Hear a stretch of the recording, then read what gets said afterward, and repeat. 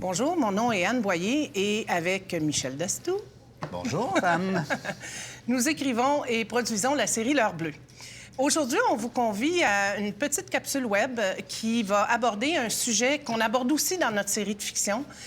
On s'est dit que ça serait intéressant de pouvoir discuter de ça avec des gens qui ont vraiment vécu ce que nos personnages vivent. En fait, on s'est demandé, devant des épreuves dans la vie, il y a des gens qui choisissent de partir, il y a des gens qui choisissent de rester. Alors, on vous revient tout de suite avec nos invités.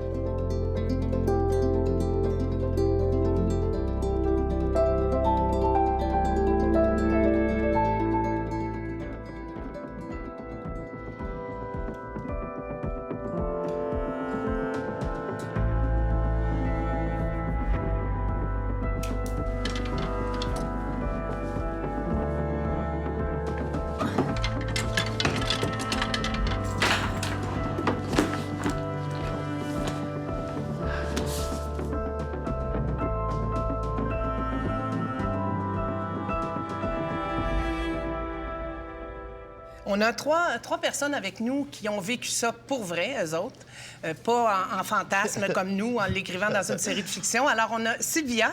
Merci, Sylvia, d'être là. Avec plaisir. Mario. Bonjour. Merci. Et Patrick. Merci d'être là. En fait, la première question, Patrick, que j'aurais le goût de te poser, c'est dans quelles circonstances tu as eu à faire un choix, partir ou rester? Donc, moi, j'ai eu à partir. Lorsque j'étais en secondaire 4, c'est sur un coup de tête que j'ai décidé de quitter Montréal pour aller vivre en Montérégie, à Notre-Dame de l'île Perrot.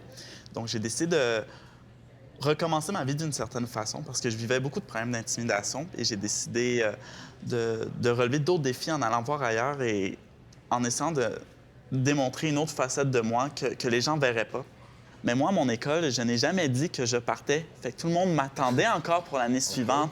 oui. Et c'est sur Internet qu'ils ont appris que je suis complètement partie, que je me suis déconnectée de Montréal pour dire je m'en vais vivre ailleurs, je veux faire autre chose de ma vie. Te souviens-tu de l'état dans lequel tu étais quand tu as pris la décision? Est-ce que c'était plus de peur? C'est comme si je partais à l'aventure. Je pars pas dans un autre pays, mais je pars dans une autre ville et c'était ça que je voulais. Vie, dans le fond. Exactement. Fait, c'était vraiment... Il y avait un enthousiasme, mais il y avait une crainte, mais il y avait un sentiment de nervosité où je me disais, est-ce que c'est vraiment ce choix-là que je veux faire? Mais j'hésite. Admettons, j'hésiterais pas à le refaire encore. Est-ce que tu serais la même personne aujourd'hui si tu avais fait le choix inverse, par exemple? Je dirais que non. J'aurais pas été la même personne. J'aurais pas fait ce que j'aurais fait aujourd'hui. Je suis quelqu'un qui a toujours été très impliqué et je pense que mon implication s'est encore plus démarquée en région qu'à Montréal. Je suis revenu en force à Montréal avec mes projets et je m'épanouis autant que je l'aurais fait avant. Mario. Bonjour. Bonjour. On aimerait ça savoir, toi, partir ou rester, ça s'est inscrit dans quel genre de contexte? J'ai vécu un deuil périnatal comme votre personnage de Céline Bonnier dans la télésérie. En 2010, moi et ma conjointe, on a eu un petit garçon qui s'appelait Ulysse, qui souffrait d'une malformation congénitale. Ulysse a vécu juste 21 heures et demie et après, il est décédé. Et c'est sûr que j'avais le choix, qu'est-ce que je fais? Est-ce que je quitte ma blonde, ma fille de 3 ans, je change? Mais j'ai décidé de rester. J'ai décidé de rester dans cette souffrance-là et de vivre mon deuil. Parce que c'était pas le bon choix pour moi. On l'a su à 16 semaines que mon garçon avait quelque chose. Et tout le long de la grossesse, moi et ma conjointe, on a toujours été d'accord. Et on a décidé d'y donner le choix, d'y donner la chance de vivre. Il a vécu 21 heures et demie et c'est lui qui a décidé de partir. Donc, je n'ai pas de sentiment de culpabilité. J'ai été jusqu'au bout de l'histoire, comparé à votre personnage qui s'en veut, qu'elle a mentionné, si mon garçon est mort et c'est de ma faute. Ouais. C'est pas de ma faute que mon garçon y est mort. Donc, j'ai pas cette culpabilité-là. Donc, j'ai pas ce frein-là. Elle a décidé de freiner, puis elle a décidé de tourner complètement. Moi, j'ai décidé de continuer, puis d'accepter la voie que la vie m'avait donnée. Merci. Sylvia. Bonjour. Bonjour. Toi, Sylvia, là, t'es vraiment partie. Ça a été un départ géographique important. Raconte-nous ça. Mais moi, je suis née à Buenos Aires, Argentine, issue d'une famille italienne qui était aussi des immigrants. Et moi, à 5 ans, je savais déjà que j'allais quitter l'Argentine. OK. Depuis toute petite, depuis que j'ai commencé à utiliser mon raisonnement, je savais que je devais m'en aller très loin. Le pourquoi, je ne le savais pas dans le moment. Mais j'avais besoin de découvrir autre chose, un autre monde. Et quand j'ai commencé à grandir, bon, je suis chanteuse, guitariste à la base. Et plus je chantais, plus je découvrais des gens, plus j'avais le goût de voler. Je volais déjà avec la musique, parce qu'on se transporte sans bouger. Mais j'avais vraiment besoin de m'en aller découvrir un autre monde.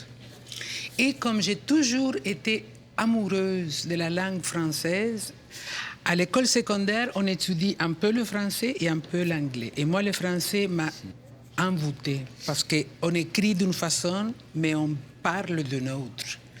Et déjà, ça m'attirait beaucoup, beaucoup, beaucoup.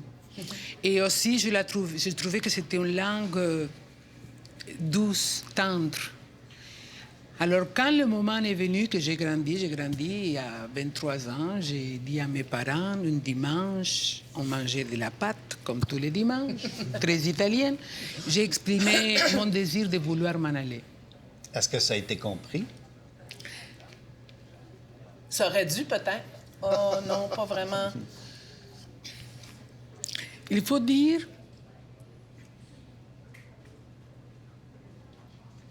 que pour les parents, savoir que ta fille ou ton fils veut partir, c'est parce que tu as manqué ton rôle de parent. Il y a quelque chose quelque part. À quelque part. Mais moi, c'était tout l'ensemble. Je n'aimais pas ni être à la maison, ni être à l'extérieur de la maison.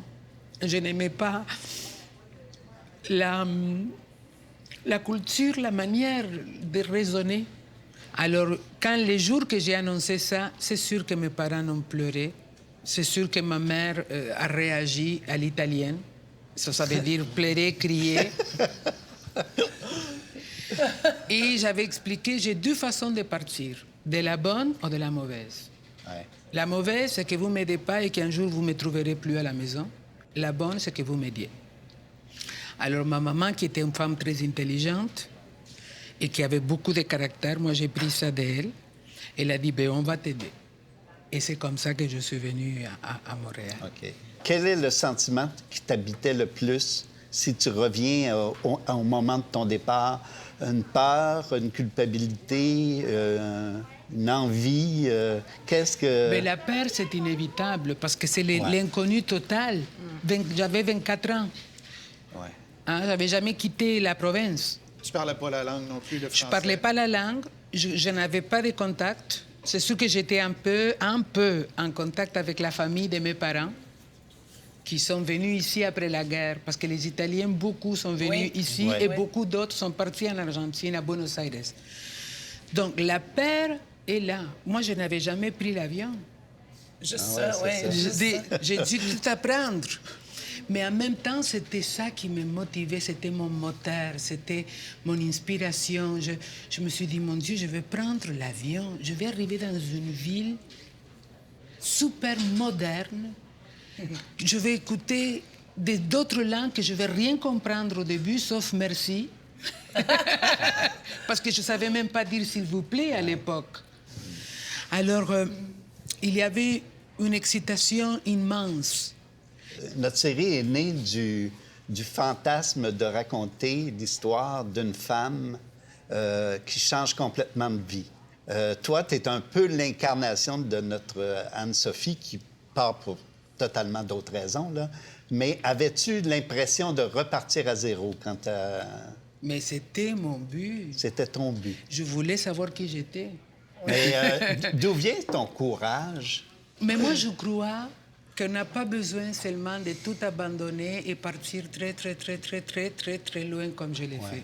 On peut avoir beaucoup de courage et rester à la même place. On peut avoir beaucoup, beaucoup de courage et s'en aller sans rien dire et tout réaliser. Et ça ne veut pas dire que l'une est plus intense que l'autre. Et j'imagine que tu n'as pas renié ta culture non plus. Ben, je peux quitter l'Argentine, mais l'Argentine ne me quitte jamais. Et voilà. Et en même temps, après 30 ans d'être à Montréal, Québec, ben, T'es une Québécoise. je suis une Québécoise. Ben oui. En fait, je suis devenue vraiment une citoyenne du monde. Ouais. Mon chez-moi est ici. Toi, Patrick, c'était quoi le prix à payer de ton choix? Je laissais ce que j'ai appris, ce que j'ai fait avec mes amis là, parce que je montais beaucoup de projets à ce moment-là, surtout pour l'école. Et j'ai dit non, je laisse ça là, quelqu'un d'autre va prendre ma place et je vais recommencer.